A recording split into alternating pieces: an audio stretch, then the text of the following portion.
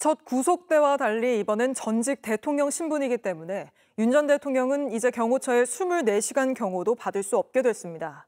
JTBC 취재 결과 현직 대통령 신분으로 수감됐을 땐 당시 김성훈 경호처 차장의 요구로 24시간 경호는 물론이고 윤 전 대통령이 먹는 음식 검사까지 해왔던 걸로 확인됐는데 앞으로는 어떤 생활을 하게 될지 강희연 기자가 취재했습니다.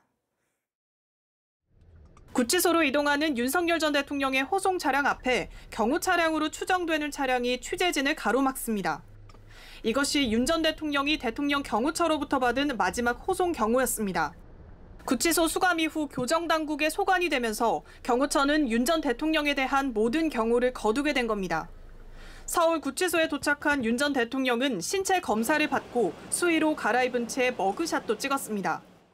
윤 전 대통령이 앞으로 생활할 곳은 3.7평 남짓한 독방입니다. 관물대와 접이식 밥상, TV 등이 구비돼 있는데 침대는 없어 바닥에 이불을 깔고 자야 합니다. 에어컨도 따로 없어 더위를 해결할 수 있는 수단은 천장에 설치된 선풍기가 전부입니다.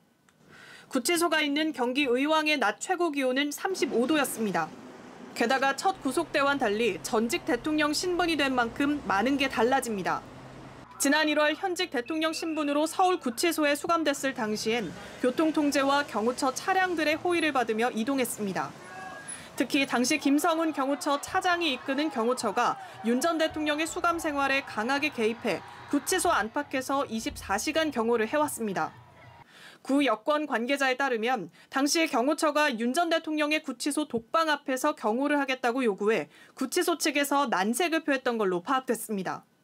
또 수용자들에게 동일하게 배급되는 급식 메뉴에도 유해한 성분이 있는지 미리 먹어보는 검식을 하겠다고 고집했습니다.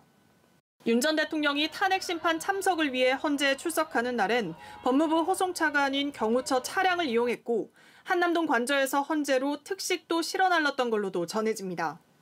하지만 이제 각종 편의와 예우는 사라진 상황. 이런 가운데 윤 전 대통령은 오늘로 예정된 내란 우두머리 혐의 재판에 불출석했습니다. 윤 전 대통령 측은 건강상의 이유로 불출석 사유서를 제출했다고 밝혔습니다. JTBC 강희연입니다. JTBC 뉴스를 시청해주셔서 고맙습니다. 저희는 저녁 6시 30분 뉴스룸에서 뵙겠습니다.